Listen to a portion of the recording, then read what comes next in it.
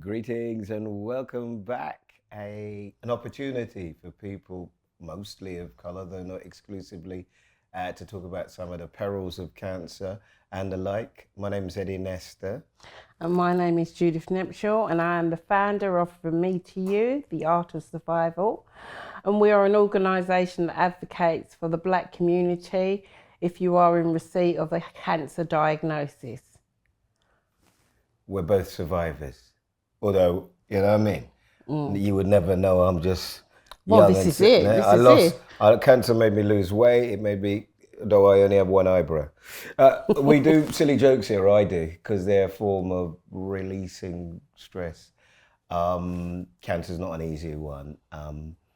Why did you set up From Me to You? Now, there's a question.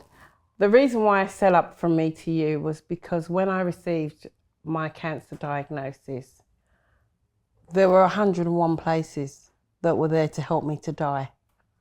But I didn't feel that there was anywhere that was going to help me to live. And that's what I wanted From Me to You to do. You know, if somebody receives a diagnosis, if, you know, you don't wish to do anything differently and you are in acceptance of that diagnosis, then we'll hold your hands.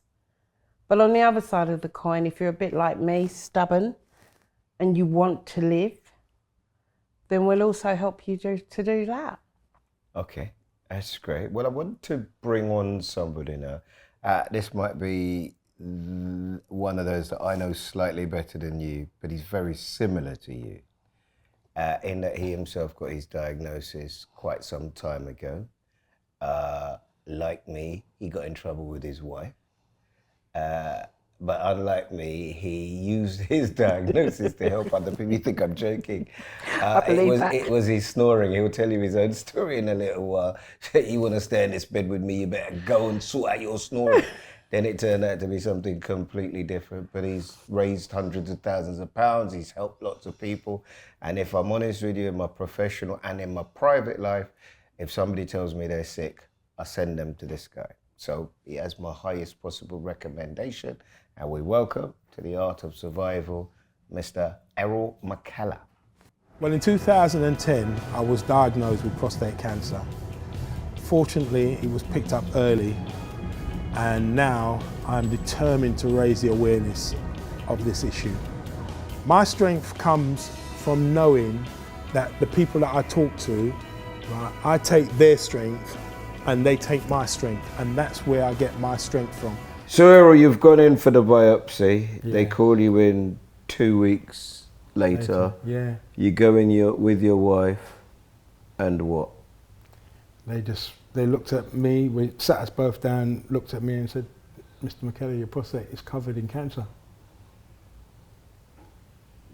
And at that point, I got up and I walked out of the room. I walked out of the building, I went and I sat in my car. And I think the word cancer then went, and I cried. I just burst into tears. I felt helpless, I felt lost. Yeah. I thought, I'm gonna die and there's nothing I can do about it. And that's the bit that got me, you know? Yeah. And you know what? And this is why women are very important when a man goes through this illness.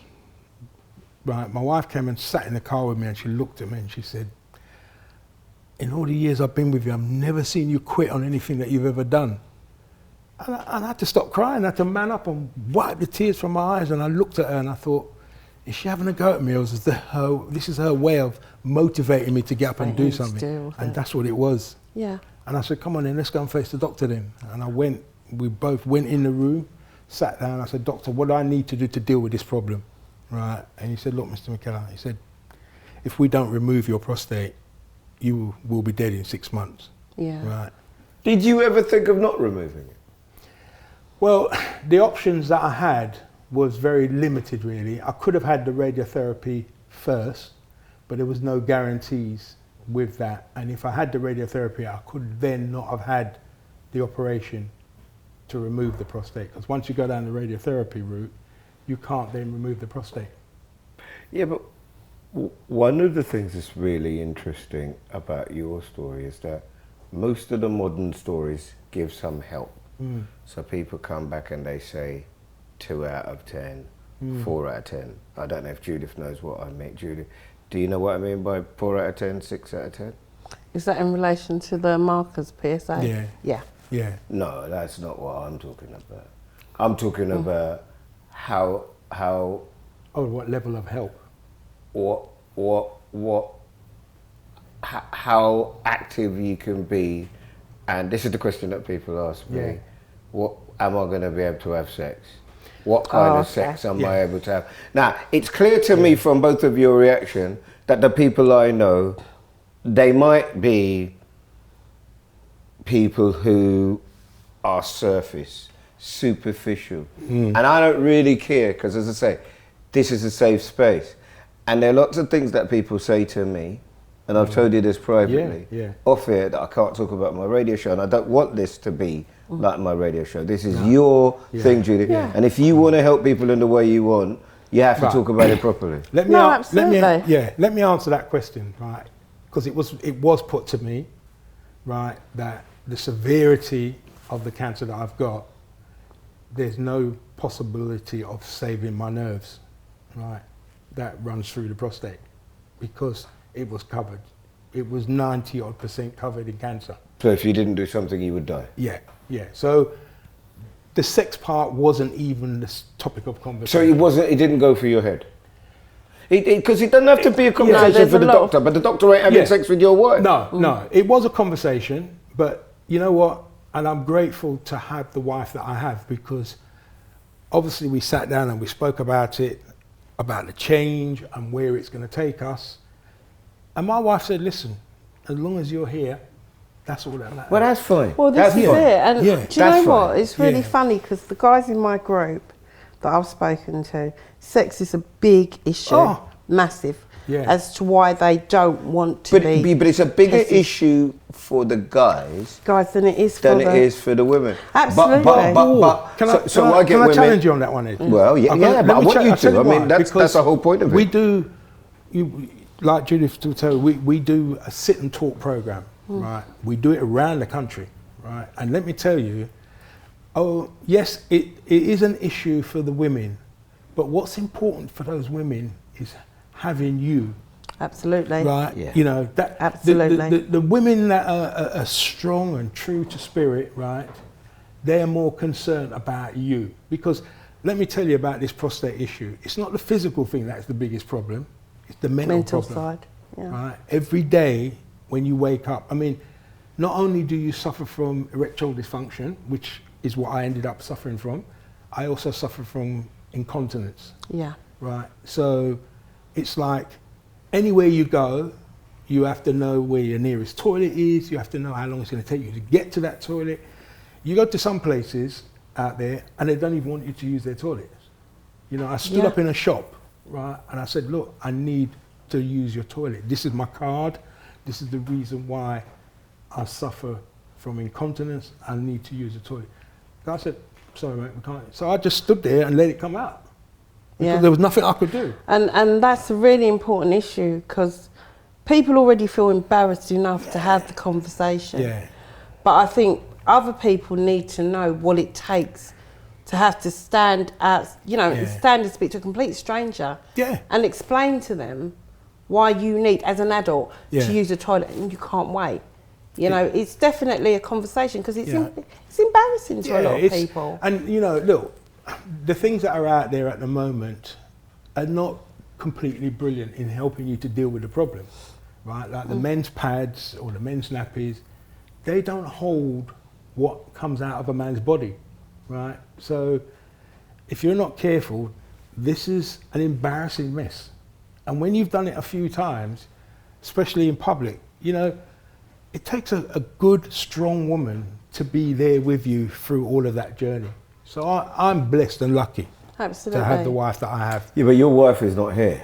No, but she would. We're not interviewing your wife. No. Yeah, I mean, no, there's a long, people don't know this, but I've tried to interview Sharon for many years. Yeah. So we have to talk to you. Yeah. Because you are the most honest, and it sounds cold, but you are what I think many of the guys fear, being like you.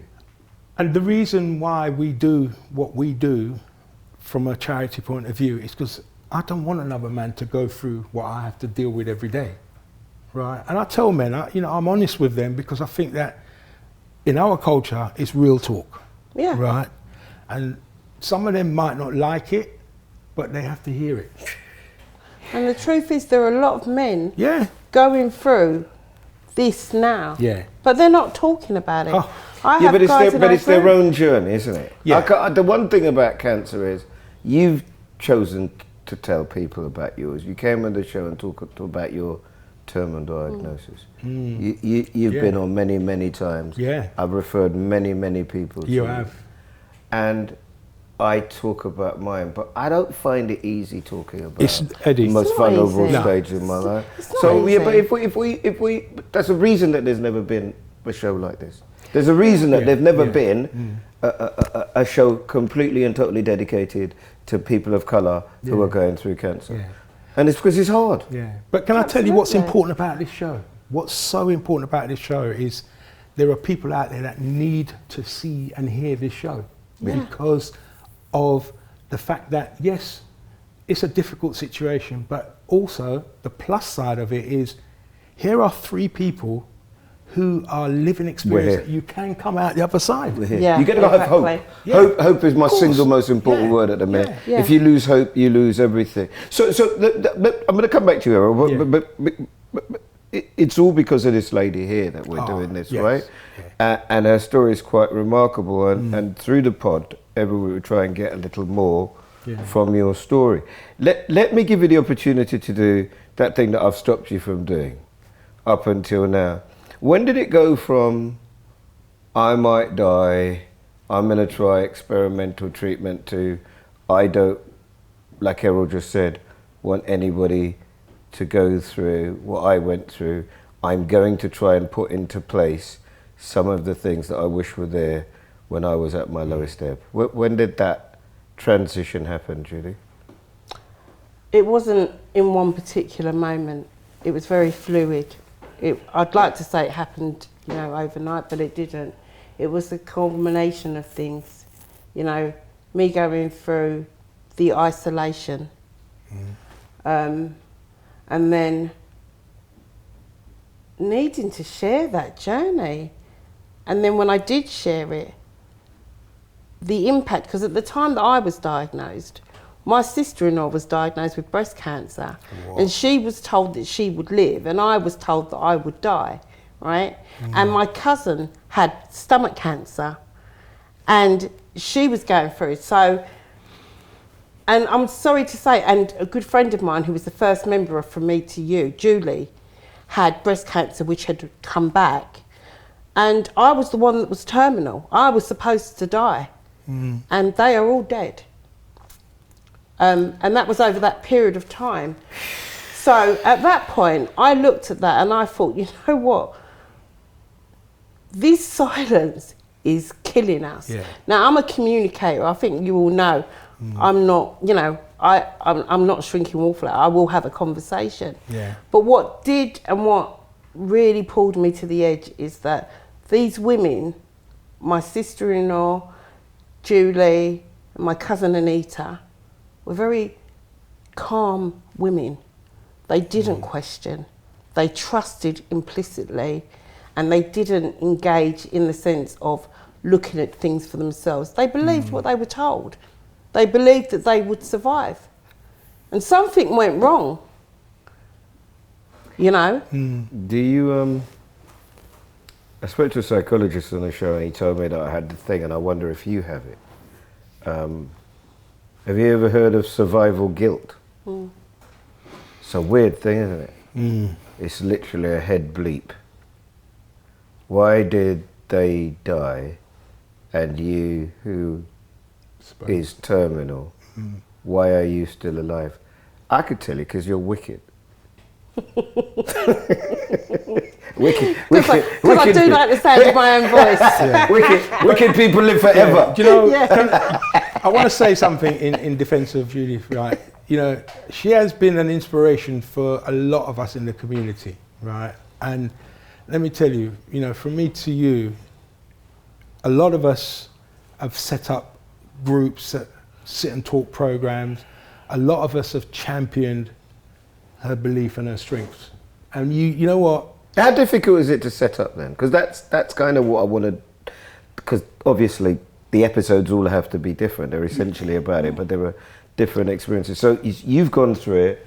You want to now create a space where, you know, after giving people 10% discount on their cars as a mechanic, but you want to set up these. How difficult is a group like that to set up? I think initially it was believing that you could do something to make a difference and then going out and doing it. So the difficulty was never really classed as being difficult. It was more a determination to set it up than anything else. Okay. Well, Judith, give me an example from me to you, right? Give me an example of one of your groups. We have 3 groups. We have a community group, and that's our main group. And the reason why I call it the community group, because I know that we have prostate cancer, which is usually, you know, men talk about it. I know that we have breast cancer, which is usually talked about, and we also have stomach cancers, which a lot of people don't know, but is one of a very prevalent killer in the black community. We don't have the conversation. But the reason why I set it up is because when somebody is diagnosed with cancer, it doesn't affect one person. It's not just a woman, it's not just a man, and it's not just a child. It's the community, it's the family. And I figured, you know, we need to deal with this as a community. Or public health issue, isn't it? The way you look at it. And it's education, Eddie. But, you know, we as a nation of people need to be educated. Well, what would you say to people? The thing about your one is that yours is clearly way down the line. Absolutely. Right? But came up because you were snoring. Yeah. And so you'd be dead. If you weren't snoring, you'd be dead. But, you know, in that journey, I then had a conversation with my dad, who decided to tell me, son, you know, when I said to him, Dad, I've been diagnosed with prostate cancer, he looked at me and said, son, I had that 5 years ago. And you didn't know? He never said nothing to any of it. And you know what? And that's how he killed the conversation, right? He didn't even follow up on it. And I was really upset with him, right, to the point that I struggled to talk to him properly for nearly 6 months. But when I started to do this campaign, I realized it's very, very common. And, you know, it's common in different races. But let me tell you, it's a big issue in our community, right? Absolutely. We grew up, right, with Uncle Fred, right, which we loved and cared for years and years and years, right? He died. And all we were told when we were growing up, oh, your Uncle Fred died of complication. Or the Beast. Yeah. Do you remember the Beast? Yeah. And then the next one, right, Uncle Joe, right, died of waterworks. We weren't even allowed to ask what those two things meant. You know, when I was a man of age. He died in the shower. Yeah. Well, my first thought was, did he drown in a bath? Right? Because, you know, you want to, because, you know, as you're growing up, you were told, see, I'm blind, hear and deaf. That's right. And that was our detriment, because to now, we still suffer from that legacy. You know? Do you think that it's, as you've both got groups, do you think that people don't talk about cancer? Black people don't talk about cancer, or black men don't talk about cancer? Or can it be a bit of all of them?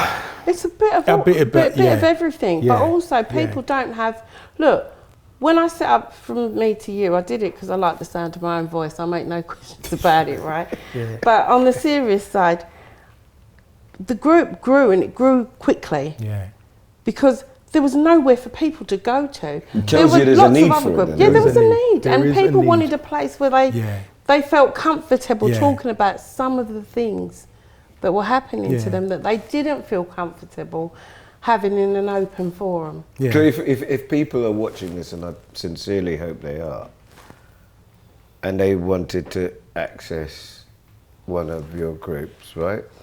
That's how old you are. You can't keep anything in your head. You have to write it down. I do. I'm surprised you haven't done it with a piece of paper. Surprised you can use the phone. Right, and Errol, I want to get yours as well. Because if we're going to do it, let's do it properly. So people want to join up. They want more information. They want to support perhaps financially. What do they do? If they would log on to the website, which is www.frommetouuk.org. And, you know, most importantly, I would say, it's not even about just the donation. It's about registering, showing unity. That's what's really important here, you know. Yeah, I think, you know, you've summed it up there, Judith. It's the reason and the importance of these groups. And for us, right, the foundation that we set up was to educate people, because when you are diagnosed with prostate cancer, as I said, it's important to have somebody there with you to help you. Any cancer. Yeah. Cancer, fine, we're talking about prostate because that's your experience. Yeah. But any cancer. And you going in for a serious procedure to get information about something that may have gone wrong, or you've been called in, or you know, your appointment was last week, but we're making it tomorrow. Then they're calling you in to tell you something. Don't go on your own. Don't ever go on your own. And the minute that you are diagnosed, right, make sure that you sit down with your closest and dearest and with your family and discuss what needs to be done. And our charity we call the Errol Mckellar Foundation.com. It's amazing. Right, is a prostate cancer charity to educate and make sure that people understand the awareness, because you don't actually have to die of this illness, right? Yeah, and that is important, you know. Because a lot of our men, I mean, today we had a group session, right, where we had 5 guys in there that are going through, just been diagnosed with prostate cancer. So I'm talking to 2 to 3 men a week now about this. So it's serious. And what they don't know what to do is, what do we do next? That's the most, the amount of questions that gets asked. What do we do next? Where do we go from here, right? So what I say to people is, listen, if I don't have the answers, I will get you the answers, because it's different now. When I was in the situation I was in, right, I just had to take what the doctor said to us. But now, through education, right, I mean, the doctors are annoyed with me because I want people tested every year. I said, listen, you all drive a motor car. You come to me to have it MOT'd every year. So tell me what the difference is, and I'll justify it. Their workload. Yeah, I said, listen, right, I get that you're under pressure with workload, right, but if somebody's diagnosed with a problem that they then have to be treated, it's 5 to 7 years before you come out the other side. And you don't come out the other side of this journey without issues. How have you come out of it? I'm stronger, thanks to the support network that I have, but my belief in God. Absolutely. My belief in God, Eddie. I don't understand those answers. You know, let me tell you, let me justify those answers. I'll tell you why, right? The doctor looked at me and he said, Mr. Mckellar, your prostate's covered in cancer. He didn't like, you've got cancer. He said, your prostate is covered in cancer, right? We could, first of all, let's just acknowledge Yeah. any doctors or any medical professionals. Yeah. Look straight down the barrel for this one. If you were telling somebody that they've got cancer, they most likely think they're going to die. Yeah.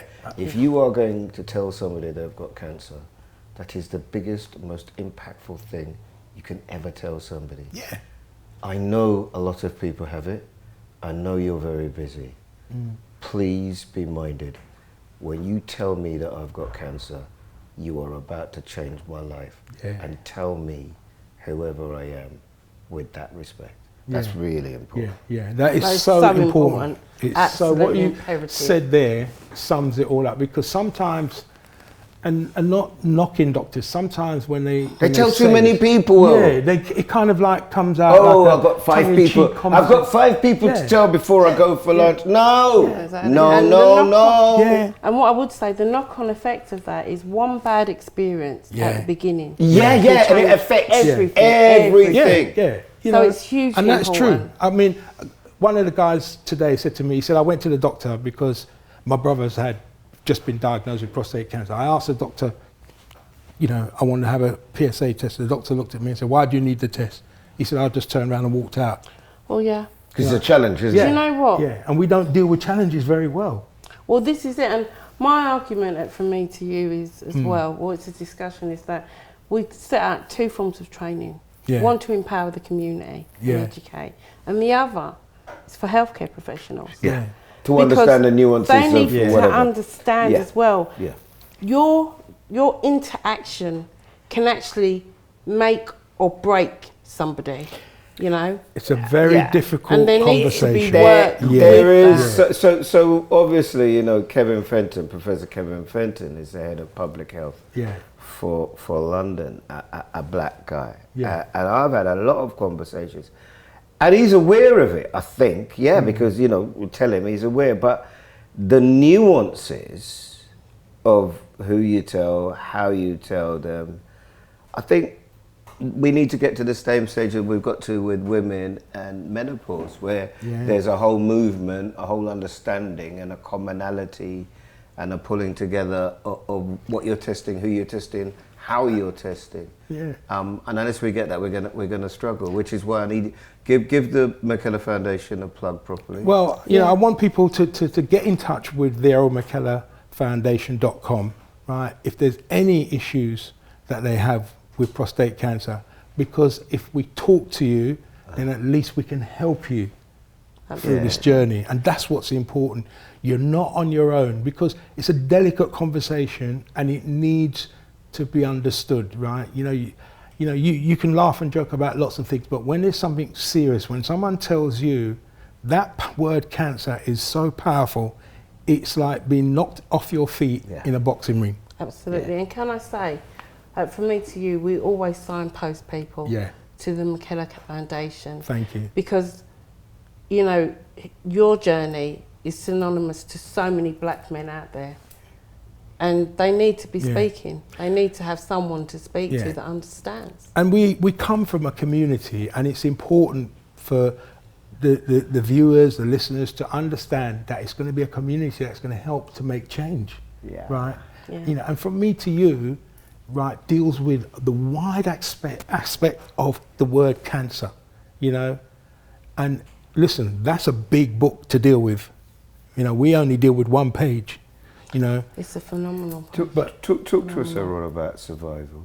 I mean, it's one of the things. It's dealing with cancer. It's being brave enough to tell the story. And I so appreciate you, fella, because people don't talk about the incontinence. Do you know what, Eddie? I so appreciate your honesty. But tell me about your head, and tell me, I didn't ask you about God. I understand that God is part of your faith, but God helps you to deal with the way you feel. I'm not asking you that. I'm asking you about how you feel. I get days, I'm going to be honest with you, I get days, right, when it's difficult, right? Because, you know, this illness has changed my life, right? And I am grateful for the support network, because I feel that if I didn't have that, I would crash. I would crash. And it's purpose, isn't it? I believe that I'm here for a purpose, you know. And I go back to my mum. You know, my mum died 2009, right? And the last thing, my mum held my hand. You know, she had numerous strokes, and she held my hand and she said, "Son, I'm not worried about dying, you know, because I'm leaving you with good people." And I kept thinking, why on earth did she say that? It was such a powerful statement. And my wife Sharon was standing right next to me, and she had tears running down her eyes. And she said to me, "Your mum is preparing you," right? The year after that, I was diagnosed with prostate cancer. The year after that, I mean, I'm wailing up now just thinking about it. And that's why I admire this woman, because you can do one of two things with this cancer. You either sink or you swim. I can't swim. And listen, I don't float. So I have to find some way of staying above surface. So you've more than stayed above. Listen, you know, I mean, you know, in my life, I've done door work, I've done security, personal protection, you know, I've been stabbed, I've been shot. None of that fazed me. None of that fazed me. Yet this one word broke me. And I'm not ashamed to tell you guys, it broke me. Well, it didn't break you because you're here. It didn't break you because you're, both of you, helping people. The tagline to the pod is the art of survival. How have you survived, and how are you helping other people to survive?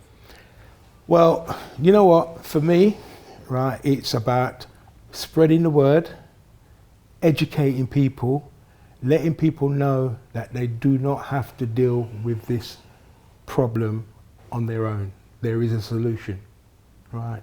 And together we will find it. And that's what's great about the podcast that Judith is doing. It's understanding that there are ways to deal with cancer. First of all, you need to know what your cancer is and then start to address what you need to do about it. Absolutely, and to educate yourself, you know. Yeah, education. Because informed means that you actually are improving your chances of living. And also, just to cut in, the biggest thing as well for me is that with cancer, it's a disability, right? Yeah.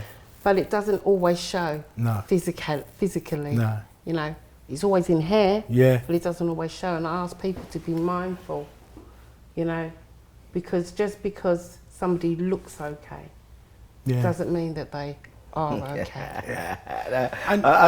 That's what we do for a living. Isn't it? You know, I mean, there's three of us here who have had different journeys of this word cancer, but the road is still bumpy for the three of us. Absolutely. Right. Absolutely. And every time we get to a traffic light, we have to know how to stop and then maneuver ourselves when it changes. Absolutely.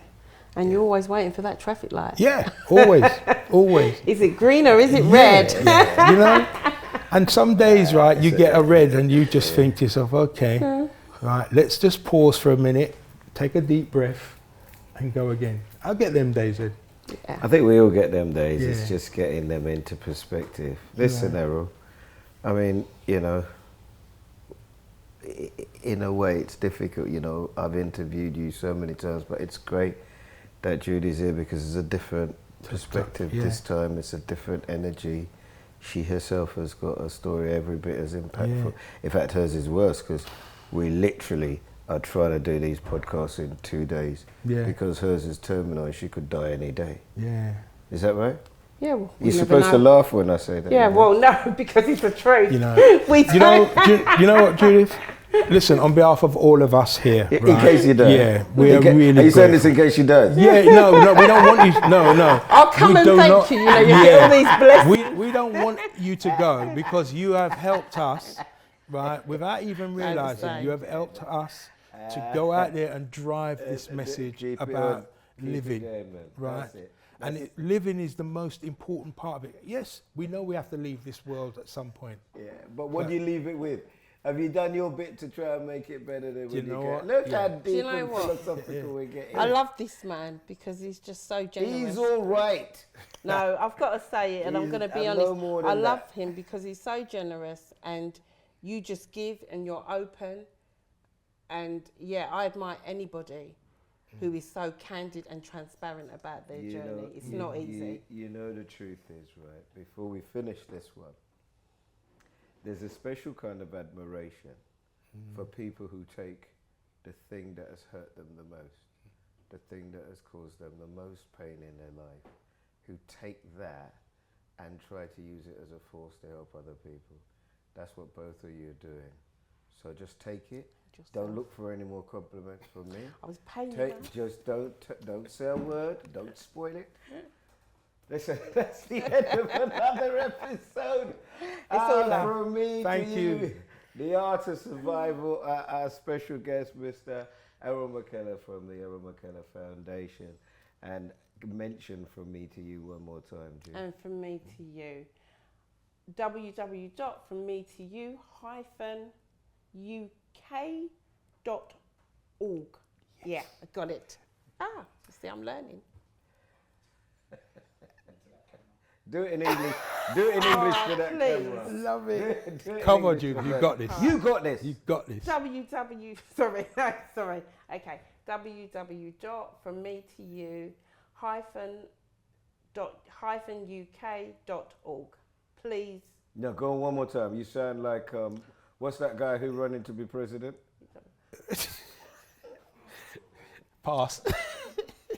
Did you see the look? Okay, right. www.frommetotou-org. Oh, do you know what? I'm just going to mess it up. I don't want to do it now. You know what, Sorry, we'll I haven't put it done on the that. screen anyway. We'll put it on the screen. I can't do This it. is the blooper bit. Don't put that Joe thing on there. Can you get me catching? But this is the blooper bit. Just keep on going to you. www. Stop it. You're making me laugh. And that's a serious one. Yeah, can we try and get one more then? Let's get one more. Go on, Judith. Tell your mum what it is. What is it? Sorry? www.frommetoudak.org. Okay. All right. www.frommetoudak. Stop, it's not that spirit. Cut out the www, because everyone knows that. It will confuse you. So it's Me to you. from me to you -uk.org. Yeah. Okay, yeah. Okay. From me to you hyphen uk.org. Right, one more time. From me to you uk.org. There you go. That's it See. from Thank Judy. you. And that's a wrap. It's true professional. She just dug it out there, If man. you're enjoying I it, know all the that was details of terrible. how you can get involved are on the screen now. And I said, please share it because we're making ourselves really vulnerable. And I don't really want to go through this much pain or invite our guests to for nothing. Come on, let's talk to each other, man. Thank you.